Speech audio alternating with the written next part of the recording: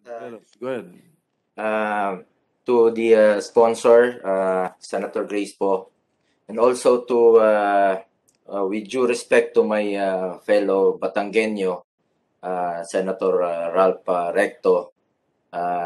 Sa Ralph, hindi naman po rare occasion po nakikinig yung ating Pangulo. Parati pong nakikinig ang ating Pangulo, lalo-lalo na po pag interest po ng bayan at interest po ng kararamihan po ang nakataya dito. At and I'm urging Secretary Tugade na ipaliwanag po ito na bakit inimplementa kaagad sa gitna tayo ng pandemya. The bottom line here is nasa gitna tayo ng pandemya. Iba po ang sitwasyon ngayon.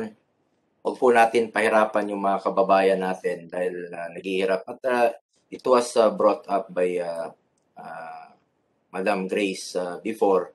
At sumang-ayon naman po ang executive, si Pangulong Duterte dito dahil ayaw niya talagang pahirapan yung Pilipino sa panahon ngayon.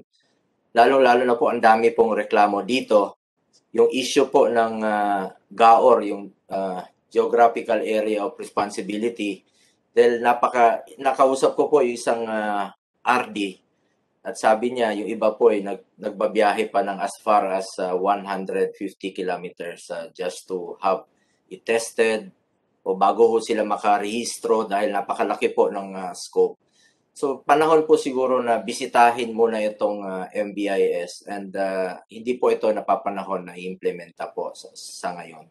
Na naghihirap po ang ating mga kababayan at hindi po dapat gawing mandatory ito sa ngayon. At ulitin ko lang po, nakikinig po parati ang ating Pangulo, even to my colleagues here. Nakikinig po siya parati sa inyo. And sa pagkaalam ko po, sang-ayon rin po siya sa atin na dapat mo nang i-revisit po ito. At mahirap po, nasa gitna pa tayo ng pandemya. Sa pagkaalam ko, kakausapin niya si Secretary Tugade tungkol dito sa issue ng MBIS.